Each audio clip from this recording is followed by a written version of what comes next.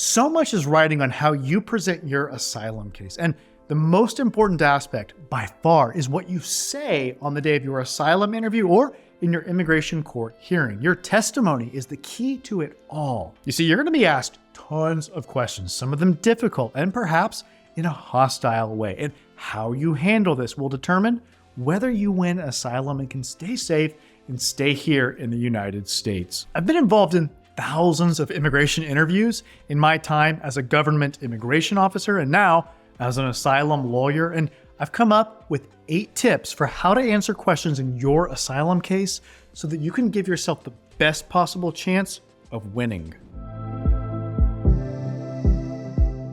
I'm Brian Manning, and I used to be an asylum officer with the government, but now, as an asylum lawyer, well, I help immigrants all over the country to secure their future in America through asylum. Hey, let me know in the comments if you've got an asylum case pending or you're maybe considering applying. And I'd especially like to hear from you if you've been waiting for an asylum interview for multiple years. All right, let's get started. Here are 8 tips for answering questions in your asylum case. And these apply both in affirmative asylum cases where you're being interviewed in a USCIS asylum office and in defensive cases where the judge and a prosecutor for the government are asking you questions in immigration court. Okay, number 1, ensure you actually understand what you're being asked. You're going to be under stress, and there may be a language barrier impeding communication. Also, some judges and asylum officers just don't formulate their questions all that well, so it's easy to get confused. Now, if that happens, you absolutely must ask for clarification or for them to repeat the question. You cannot just sort of guess or just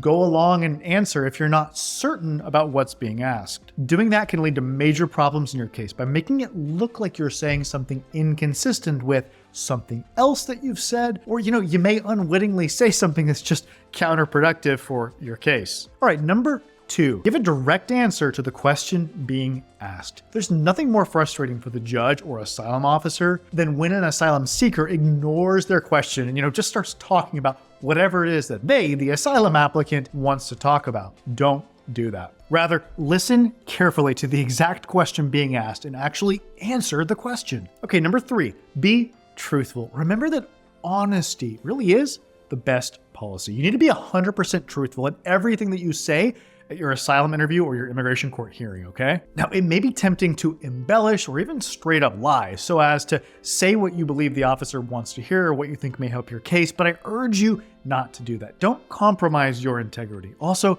keep in mind that these officials are trained to sniff out fraud, so you may get caught, which will lead to your case being denied. So don't embellish or lie or be sneaky or evasive. Rather, be open and honest and forthcoming, okay? By the way, if you want to maximize your chances for asylum success, then be sure to hit the subscribe button and the bell notification so that you don't miss the insights that I share here on this channel. All right, we're at number 4 on our list of 8 tips for answering asylum questions. Don't be afraid to say, I don't know. Listen, if you don't know the answer to a question, just say that you don't know.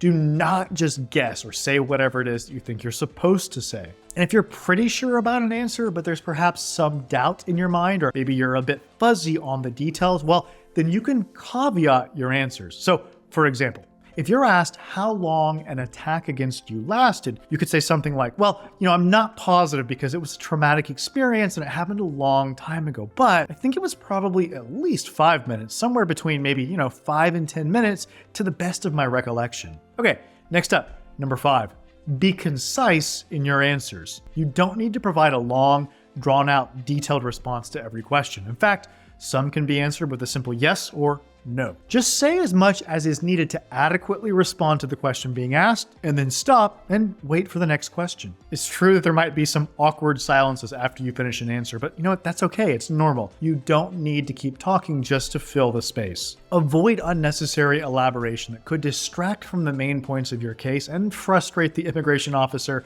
or judge. I mean, it is okay to provide a little bit of context to the extent that it's necessary for someone to understand, whatever it is you're trying to express. But generally speaking, well, you want to get to the point, and once you've made that point, just stop talking.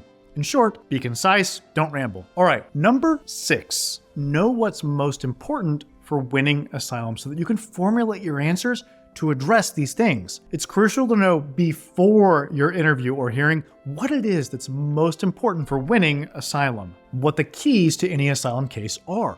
And there are 3 things that are especially important and on which the judge or officer is going to spend the vast majority of their time questioning you on. Now, these are, first, whether you've been harmed in the past in a way that's sufficiently severe to rise to the level of persecution. And second, whether it's likely that someone's going to harm you severely in the future in your country. And finally, whether this harm, the persecution, is motivated by the fact that you, as the asylum seeker, possess one of the 5 protected characteristics or protected grounds under U.S. asylum law. And those 5 protected grounds are your race, religion, nationality, political opinion, and something called membership in a particular social group. All right, we're almost there. Number 7, focus on you, not your country. You may be tempted to try to explain in detail the context in your country, but you should avoid this unless you're explicitly asked about it. You see, the judge or officer is much more interested in you and in the specifics of your particular case than they are in the socio-political backdrop in which these incidents have occurred. Now, they're probably at least somewhat familiar with conditions in your country, and in any event,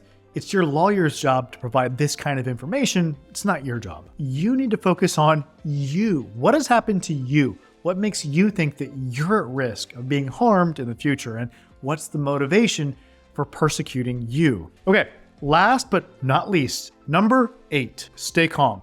Listen, this is a stressful situation. You're going to be talking about difficult things, and the person asking the questions might be hostile. They could be a real jerk. So yeah, it's easy to get frustrated or overwhelmed or emotional, but if that happens, well, you can't explain your case very well. So if you do start to feel strong emotions, just ask to take a break. The judge or officer, they will let you take a pause, okay? You can go to the bathroom and get a drink of water or just relax for a few minutes and, regain your composure.